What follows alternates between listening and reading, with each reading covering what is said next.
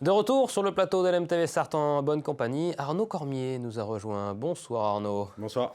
Merci d'être avec nous. Vous êtes le nouvel entraîneur de la Suze Roisey. Ça s'est fait il y a quelques jours maintenant et vous faisiez votre premier match donc ce week-end face à Bassé-Coulennes.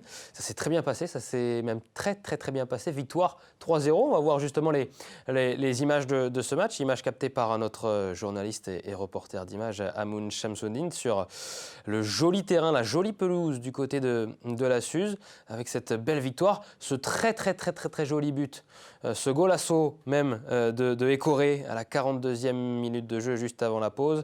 Quelques minutes plus tard, il sera imité par son coéquipier Tiraté.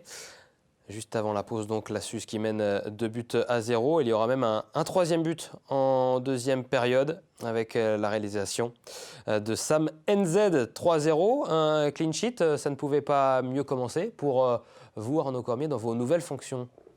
Ouais, c'était un match plutôt abouti.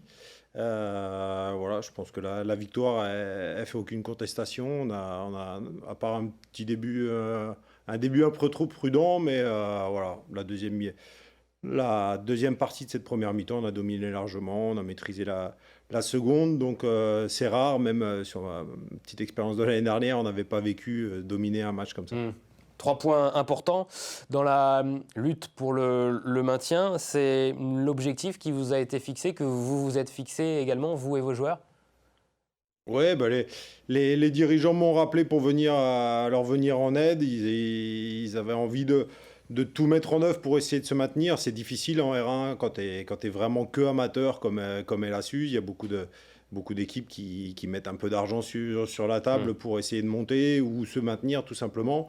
Voilà, ils ne voulaient pas avoir de regrets à la fin de saison. Donc, ils m'ont dit, viens nous aider. On pense qu'on a les moyens de se maintenir. Moi, j'ai retrouvé des joueurs que j'avais fait venir l'année dernière, que j'avais connus. Et voilà, on va essayer de prendre du plaisir ensemble et d'avoir les résultats suffisants. Il y a dû avoir de la joie dans le vestiaire après ce joli succès 3-0, après un début de saison relativement compliqué, et puis surtout un entraîneur qui part. Vous prenez justement la succession de Pierre Clément. Avec cette victoire, il y a dû avoir quand même pas mal de joie et de bonne humeur après cette rencontre. Ouais, puis ce qui est sympa, c'est il y a les petits jeunes du club qui viennent dans les vestiaires après, tout pour fêter la victoire avec les grands. Ils espèrent être dans ce vestiaire-là un jour. Et voilà, c'est toute cette émulation d'un club amateur qui est intéressante et qui est sympa à voir. Et c'est des moments de partage qui sont sympas à vivre. Ouais. Prochain match, ça sera face au Sable d'Olonne, un adversaire qui lutte aussi pour le maintien dans ce championnat de Régional 1 Intersport. Un championnat très serré, on le disait. Je regardais le classement en préparant cette émission. Il n'y a seulement 5 points entre le dernier du championnat et le troisième. C'est dire un petit peu l'homogénéité de ce championnat. Ça va être très dur jusqu'à la fin, j'imagine. Ouais, c'est dur. Après, il faut réussir à créer une constance dans les résultats, dégager une confiance. Je pense que c'est ce qui manquait un petit peu à cette équipe. Je pense que la victoire va faire du bien. Après, il ne faut pas s'enflammer parce que tu peux perdre contre tout le monde, si tu n'es pas bien, si tu fais des erreurs. Donc, il faut garder une cohérence globale. Et puis voilà, sur la durée, sur 2-3 mois, tu dois pouvoir réussir à avoir les résultats suffisants. Tu peux en perdre un de temps en temps, mais c'est vrai qu'il faut enchaîner surtout quand tu pars dernier, comme c'était notre cas. Voilà, il ne va pas falloir faire trop d'erreurs non plus pour se sortir de là, même si la troisième place c'est pas loin, c'est pas l'objectif. Qu'est-ce qui vous a motivé à faire votre retour à la Suze Roisey ? Qu'est-ce qui vous a motivé à relever ce challenge ? 2 choses, c'est pas quelque chose que j'avais prévu. Déjà, c'est l'affection pour les dirigeants qui sont des amis, qui s'investissent énormément, qui ont pris la suite de Joël Bruno et tout, qui avait été là pendant très longtemps, et c'était dur de prendre la suite. Il y a une équipe qui s'est mobilisée autour de l'équipe vétéran, surtout pour prendre le relais. Ils se donnent énormément. pour que le club continue à exister, à se développer.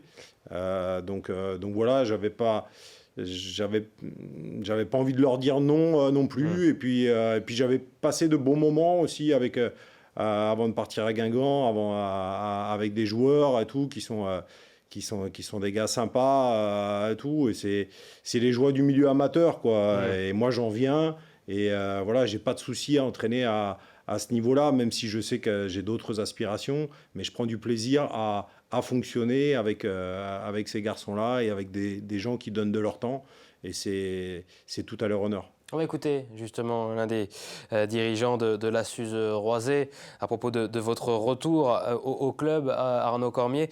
On écoute justement Xavier Jourdan, le coprésident de la SUZE Roisey.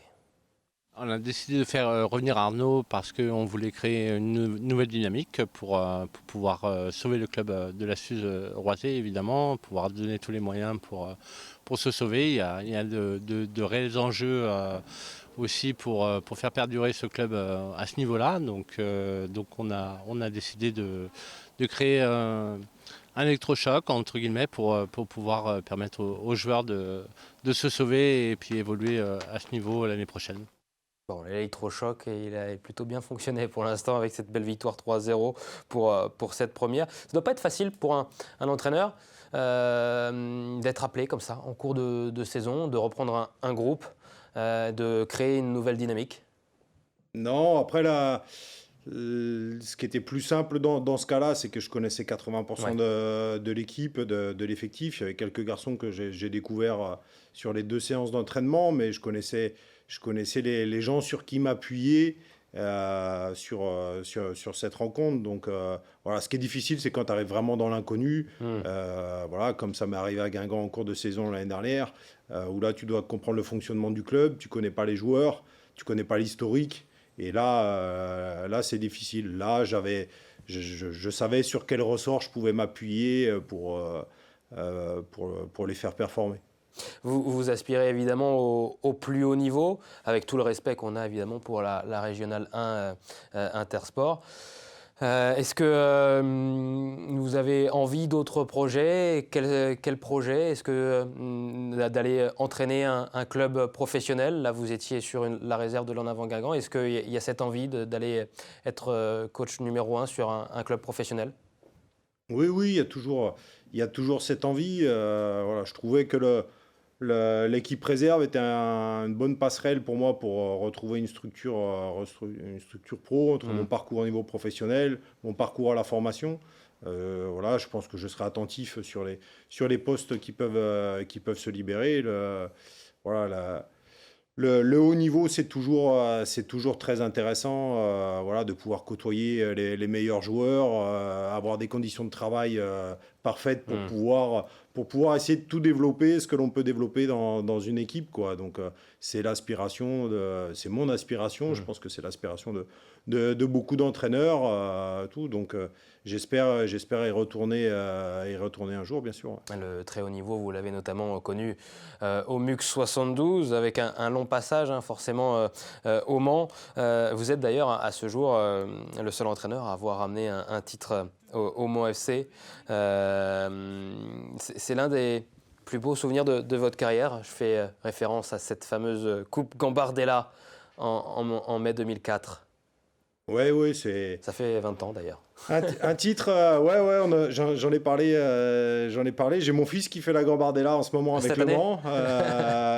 Et j'ai croisé Guillaume Loriot, qui était un de ces joueurs de la Gambardella. On s'est dit, cette année, c'est 20 ans, va peut-être falloir qu'on organise, un truc. Il y a 10 ans, on était allé célébrer la mémoire de Clément Pinault à Grasse auprès de ses parents. Cette année, il faut qu'on fasse autre chose. Mais oui, un titre, voilà, on peut dire des choses, on peut critiquer un entraîneur, dire qu'il est bon, qu'il est mauvais, on peut critiquer des joueurs et tout. Quand vous avez un titre, ça, personne peut vous l'enlever. Et après, nous, ça fait qu'on est une génération, eux sont une génération de joueurs.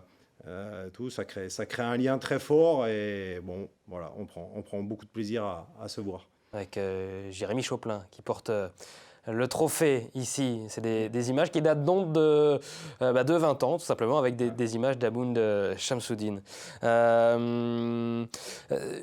Qu'est-ce que je disais? Vous êtes... Ouais, ça c'est une question que j'ai posée, pardon. Vous suivez toujours les matchs du Mans FC, du MUC 72, même s'ils sont plus dans les rangs professionnels, actuellement en national? Oui, je regarde quand je peux. J'ai regardé la première mi-temps avant de venir à l'émission. Là, quand je peux aller au stade, j'y vais. Je suis bien évidemment tous les résultats du Mans.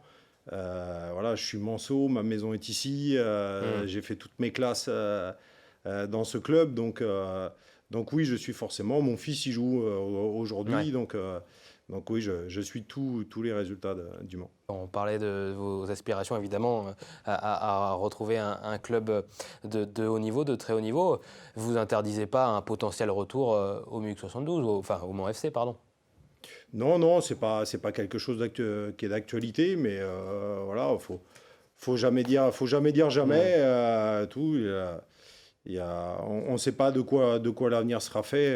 Aujourd'hui, voilà, il y a c'est toujours intéressant pour un club, je pense, de s'appuyer sur des gens, des gens du coin, sur des valeurs locales, tout, qui connaissent bien les fonctionnements. Donc, peut-être ça se produira un jour. Vous étiez également sur le banc d'un match extraordinaire. C'était un Le Mans-Lens qui reste encore dans les esprits des Monceaux, demi-finale de Coupe de la Ligue. Un moment qui doit aussi être gravé dans votre mémoire. Pour moi, c'est horrible. Ce moment-là, il est horrible. Et dans beaucoup d'esprits, tout le monde en parle comme un match magnifique. Pour moi, il est horrible. C'est une grosse déception. Je pensais vraiment qu'on pouvait... On avait fait 2 demi-finales à l'extérieur. C'était plus difficile. Là, on avait la chance de recevoir. On recevait une équipe qui était à l'époque pas très bien et qui marquait pas énormément de buts. On en a pris 4 sur ce match-là. Tout le monde dit que c'est un match magnifique.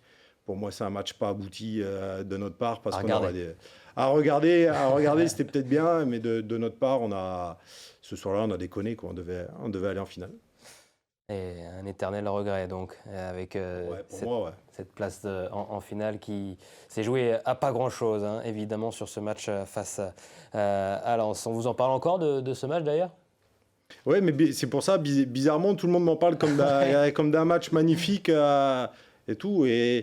Et voilà, moi, j'avais eu la chance d'aller au Stade de France avec la Gambardella. Ouais. Et je me disais, si on arrive à... Il y avait un petit peu de supporters monceaux qui étaient venus et c'était cool. Mais si tu emmènes l'équipe première au Stade de France, c'est pas la même, quoi. Et ça aurait vraiment été quelque chose de magnifique. Et je pense que cette année-là, sur ce match-là, on avait vraiment la possibilité de le faire. Et on a concédé trop d'occasions voilà, contre une équipe qui ne marquait pas énormément, qui nous a mis 4 buts ce soir-là. Donc, c'était peut-être sympa à voir, mais pour nous techniciens, en tout cas pour moi, c'était un mauvais moment. Ouais. Vous avez mal dormi, j'imagine. Très mal, ouais. Ouais, moi aussi. Même devant la télé. Merci beaucoup, Arnaud Cormier, d'avoir été notre invité dans 72 Sports. On vous souhaite le meilleur avec la Suze Roisey jusqu'à la fin de la saison, avec, on l'espère, le maintien, évidemment. Dans un instant, on sera avec le grand vainqueur du Cross Ouest France, Félix Bourg. À tout de suite.